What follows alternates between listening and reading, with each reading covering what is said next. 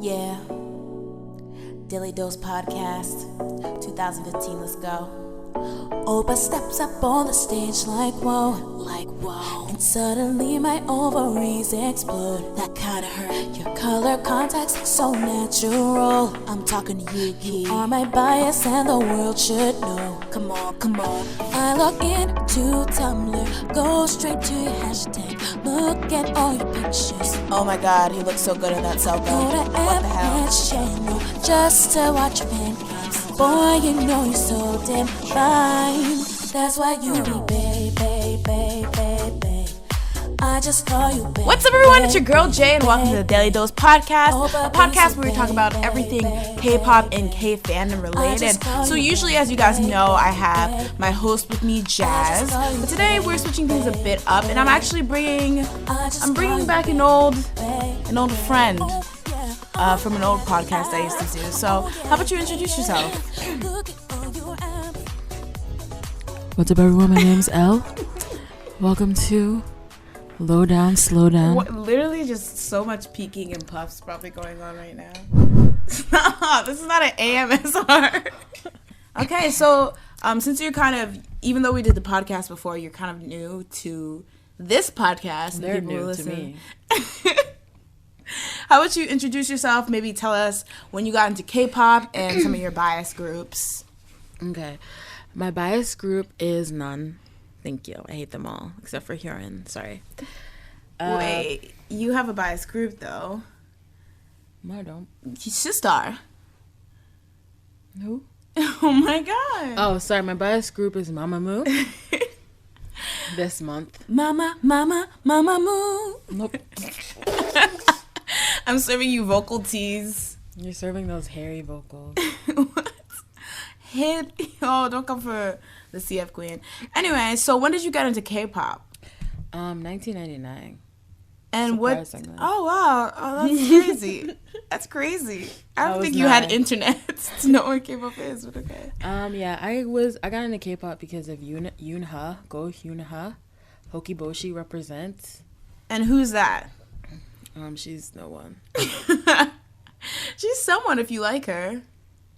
Okay, so you got into K-pop because of Go Hyunha in what, like 2007? Yeah, Hokiboshi represent. That's okay. Hokiboshi was a Japanese song? Yeah. Oh, okay, so you found this Japanese single and you found Yoona, and that was and because Yoona's originally a Korean artist, that's how you came in? Yeah. Okay, I'm just trying to fill up this story for you. Because basically what happened is that she got popular in Japan with Hokiboshi, and then Korea was like, wait a minute. Can we get you back? Why are you being so bitter? It's supposed to be a positive positive And then podcast. she came back, and then she performed Kim Jong-kook's Lovable. Wow. And that was the first Korean song that I listened to. So. Oh, okay, so you're a Kim Jong-kook stan. No, he's crusty. Why are you doing this?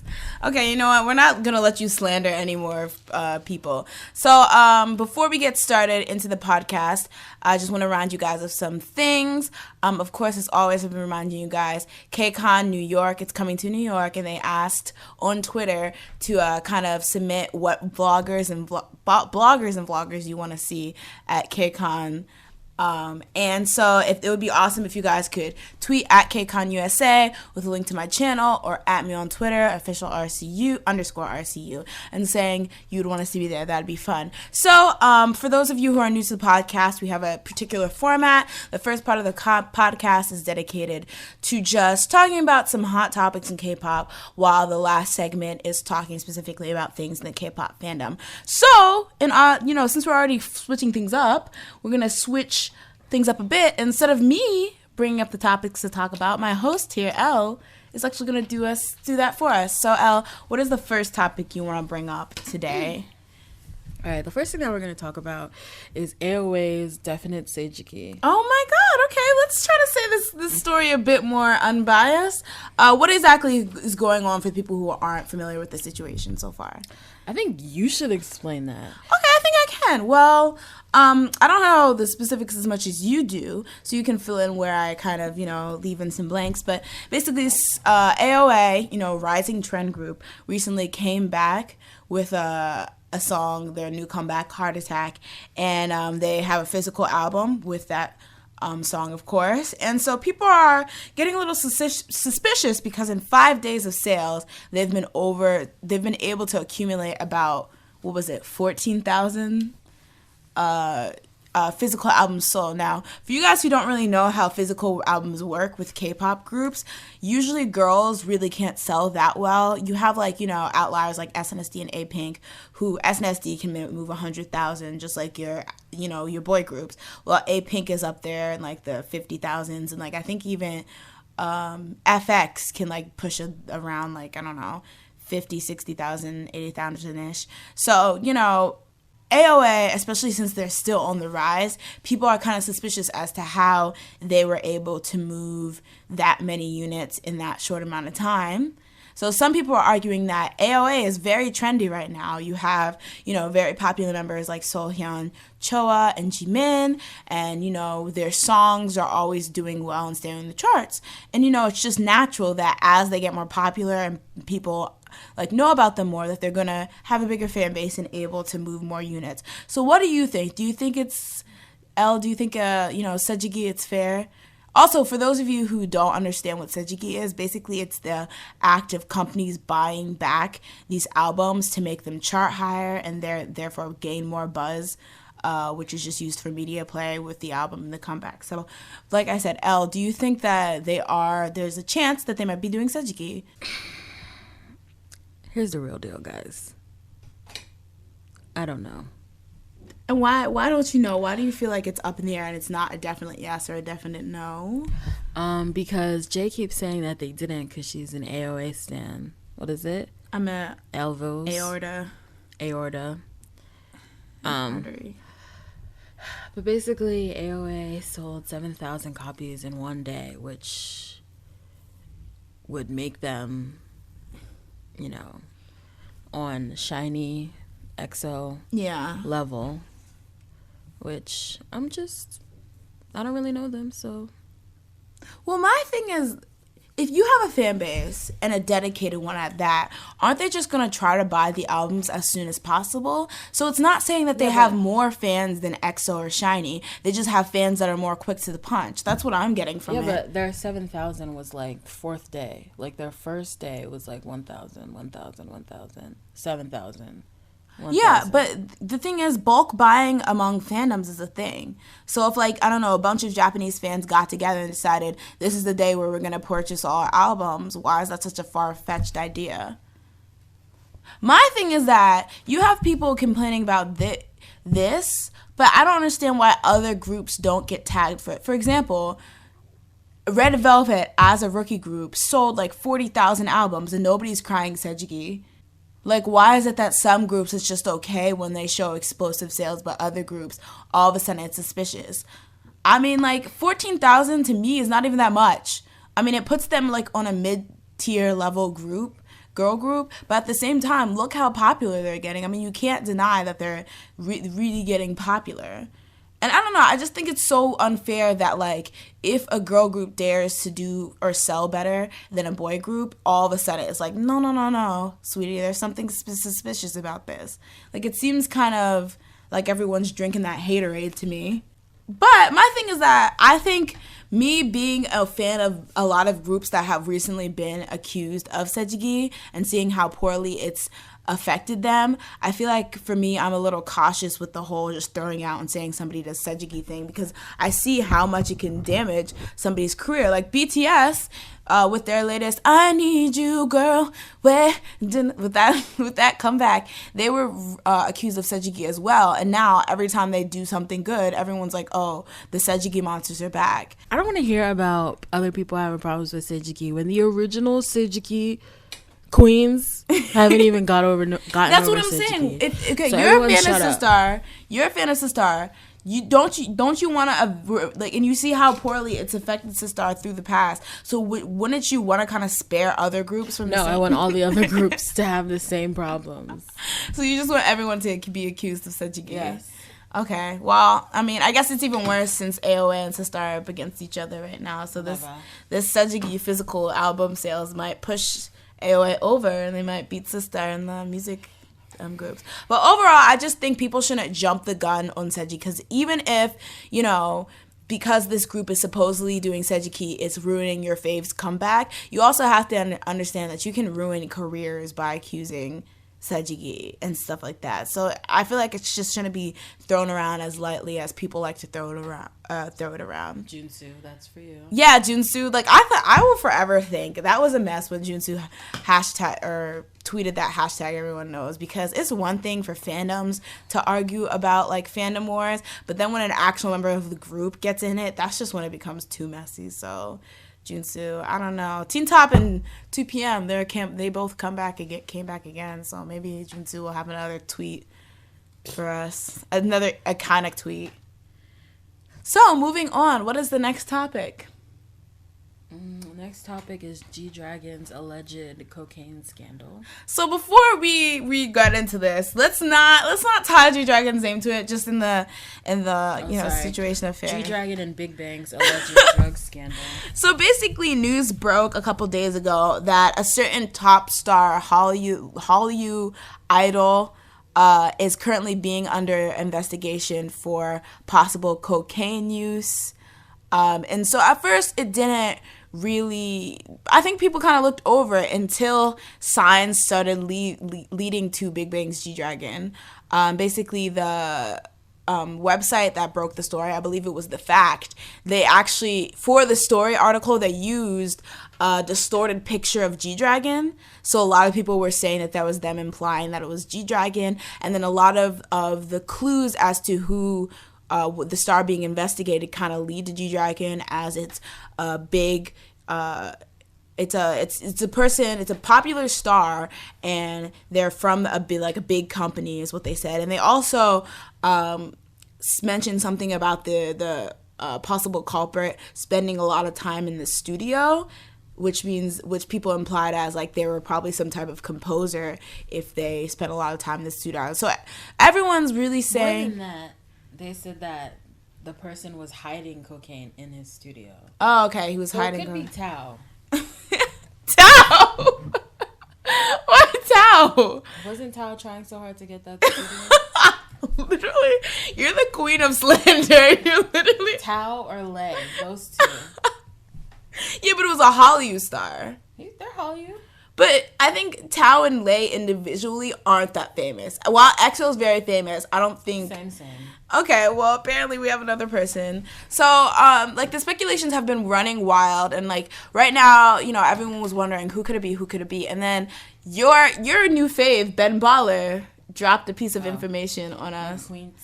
Your queen. Tell us what your queen, Ben Baller, said. Ben Baller said, G-Dragon, how could you do this? No. What did Ben Baller really say? Yeah, he was like, me and Hyo-hyun, we stopped doing that a long time. Stop pulling in innocent people into this mess. What did Ben Baller say? What did Benjamin Baller say? Benjamin Baller said... French Pusha Baller. Mr. Benjamis. He basically said, YG, I know you're going to take the blame for your son. Okay, since you don't want to do it, I'm going to try to paraphrase. Basically, and I don't know, was Harry Kim previously linked to it, or did he just literally snitch or just bring that? Well, basically, he just started tweeting randomly about how he cut ties with a man named Harry Kim a long time ago, and he had nothing to do with that, and he thought that it was terrible how somebody would be ratting out people in this whole case. Because one of the other things that I forgot to mention was that apparently they have somebody in custody who may have something to do with that, and that person is actually for a lesser sentence or a lighter, being for just a lighter sentence or whatever. This person is actually ratting out people who may be involved in this drug lord circle. I don't even know what to call it. So Benjamin Baller, he's Jay Park's best friend. He's known to hang out with G-Dragon, and basically he makes ice. He makes necklaces and stuff. and jewels for famous people. He's ugly and he rips people off for his crusty jewelry. So he makes jewelry for, famous people. So he just decided to take to Twitter and mention he has nothing to do with this Harry Kim person.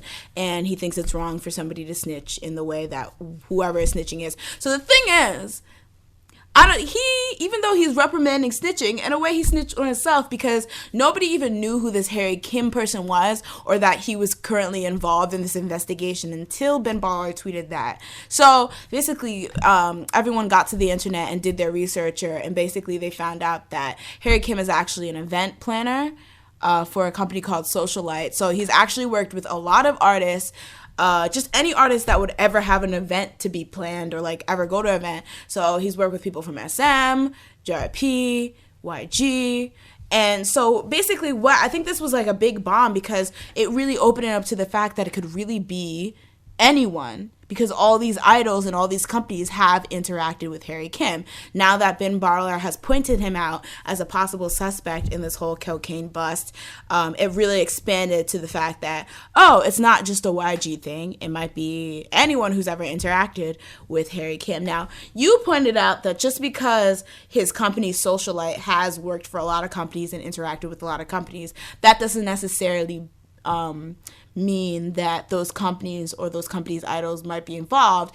We should more be looking at who Harry Kim is personally close with. Correct? Yeah. So but I still think it's kind of up in the air because we can't really pinpoint everyone he's close with because he may have never taken pictures with them. He takes the most pictures with G-Dragon. So you're still bent on thinking it's G-Dragon? It's either G-Dragon or Kiko. Oh my God. I still think it's up in the air. The thing that I think is bad is a lot of people are hoping it's G-Dragon.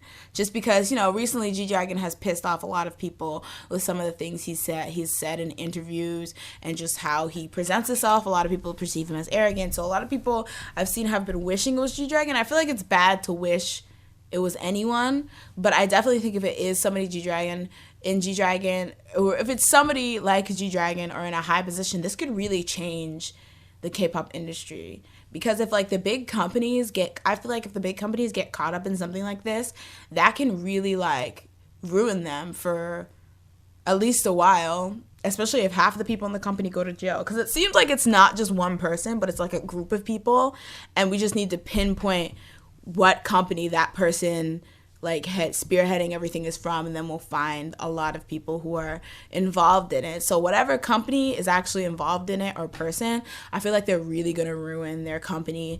And, especially since the original tip said that it was somebody from a big company, that could really shake things up in terms of who's considered top in the K-pop music industry.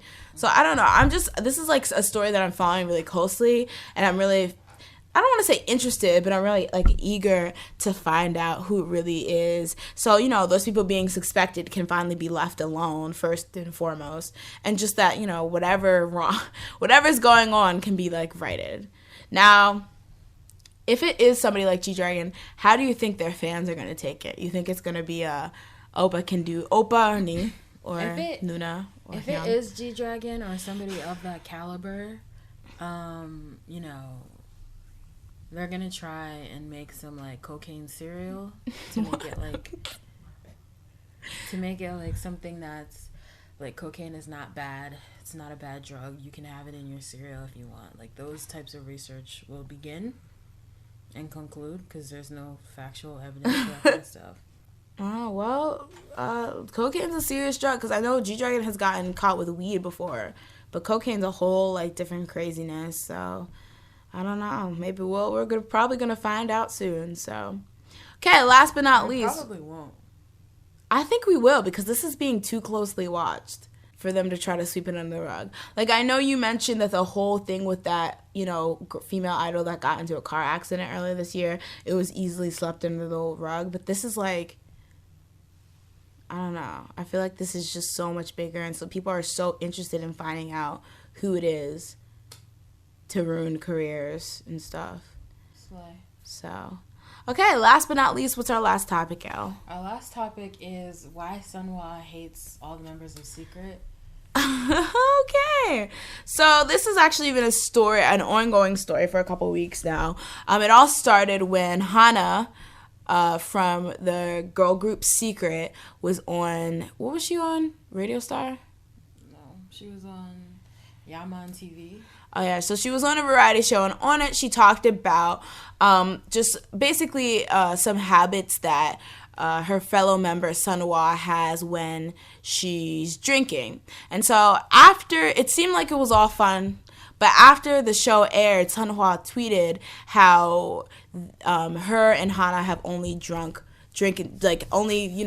went out to drink together once, indicating they're not really close, and also indicating what Hana says as like Sunhwa's habit really couldn't have been her habit because they don't really know each other that well. So basically she was saying, you don't know me, girl, so don't be saying, like, putting my business out there. So this kind of struck a chord with, the public, because people were like, whoa, she just basically implied that they weren't really close, and like there might be some discord among the Secret members. Now, if you guys haven't been following Secret very closely, you probably don't know, Sunhwa kind of is giving the vibe that she wants to pursue acting. She's dabbled in before, and she's gotten some pretty decent reviews acting wise. I mean, everyone's always gonna hate when an idol goes into acting, but her actual talent has been promising, and it kind of seems like Secret is not really going to get any more popular as a group.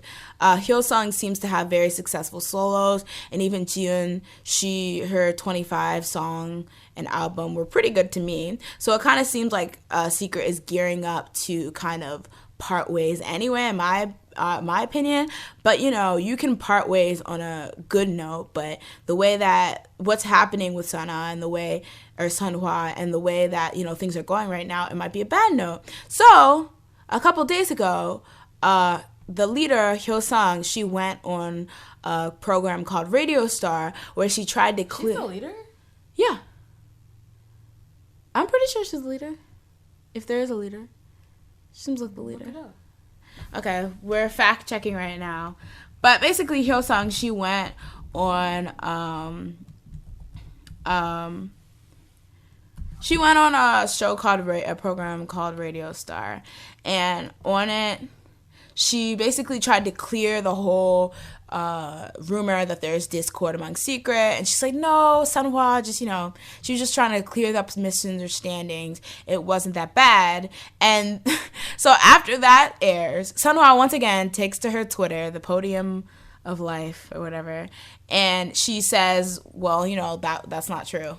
Basically, after Hyosung stuck her neck out trying to defend Sunhwa's actions, she says that Hyosung's explanation wasn't true. So basically, it seems like Sunhwa really wants people to know that she doesn't like the girls in Secret, and they might not be close. Now, I don't know because in my opinion, it's her just wanting to stop the idol life, similar to somebody like Lee, and just pursue acting full time, because clearly that's what she wants to do in the future. But why is she so desperate to break up this group? Like, what is your opinion? What do you think is going through her head? My opinion is that this group ruined her, because Sunhwa started out a variety doll and was popular, and her folding screen image was popular, and then Hyosung got in trouble for whatever that thing was. I don't even know.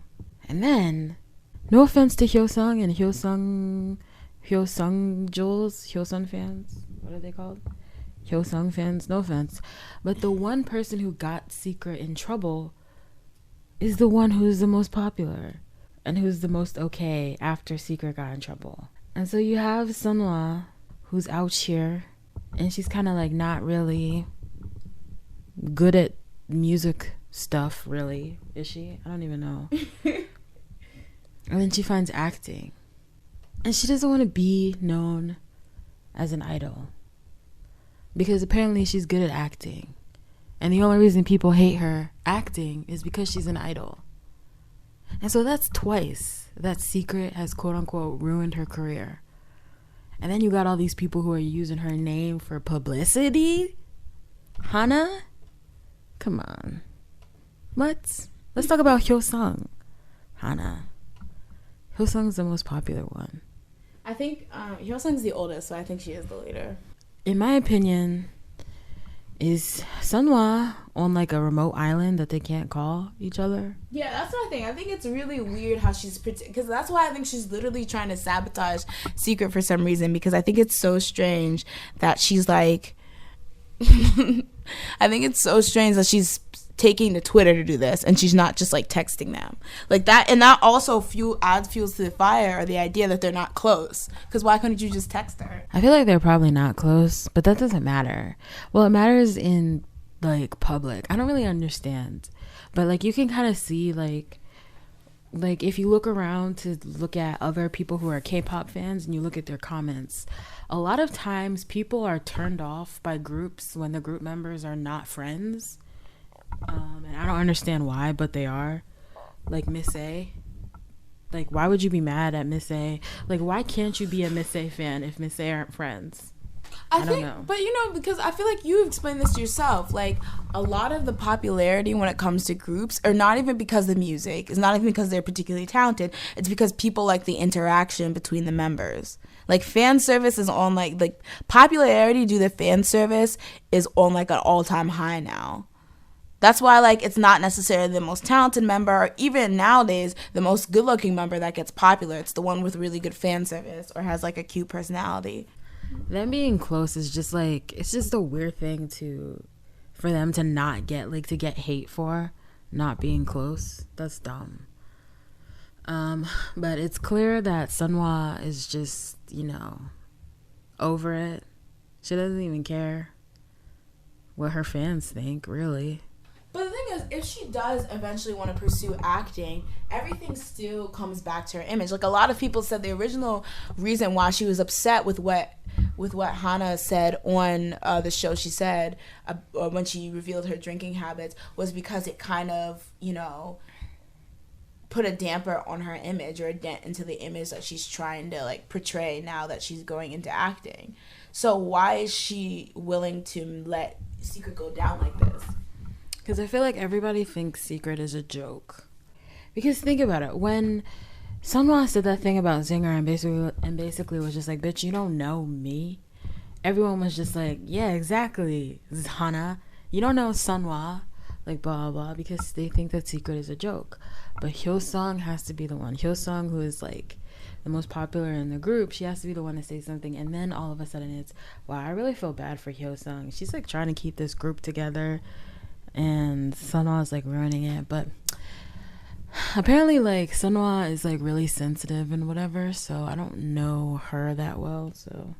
Oh, I mean, I'm not saying that she's not sensitive, and I feel like maybe it's even a bit unfair just because, she I mean, because the thing is, her tweets are the things that are jump-starting all these speculations, but I don't feel like she's really, like, had a chance to say her side of the story, but, she could say that whenever she wanted, so I don't understand what she's waiting on. But it's just weird if this is really how the group ends, like, on a weird note where, like, everyone hates her. And I feel like for Hana, we discussed this, for Hana, she has the most at stake, because it seems like the rest of them have obvious careers that they could go in to if Secret were to end, like, right now. Like, Jiyeon and Hillsong would both be singers, and Sunhwa would clearly be an actress, but Hana doesn't really have a clear-cut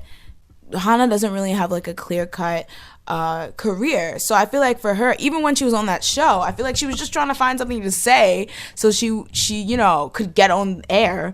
Like, and, maybe it didn't sit, what she said didn't really sit well with Sunhwa, but she could have just quietly said that instead of starting this whole thing. So I don't know. I was never, like, a big fan of Secret or Sunhwa, but this is just kind of rubbing me the wrong way. Just because I just feel like when it's K-pop, if you can't say anything, like, quietly. Like, you think Jessica quietly being like, well, actually, would have gotten her anywhere? No, she had to be like, well, unfortunately, I was kicked out by 7 people that I thought I could trust. Saying there's 9 members. Never. You think somebody just sat out? Oh, she could never trust Taeyeon. Why? You think this podcast is garbage? You think you can just listen? I don't know nothing about SNSD. It was a damn joke. Stop cursing. Anyway, Like, you can't say things quietly in K-pop, really, because for example, Sistar. Like, I know everyone who's listening to this either doesn't listen to Sistar or hates Shake It, but guess what? Sistar also hates Shake It. If you listen to their interviews, they like all the songs on their mini album besides Shake It. And they want to do hip hop and not this summer concept. They keep saying that over and over and over again. But because they're not passive aggressively putting it on their Twitters, nobody pays attention.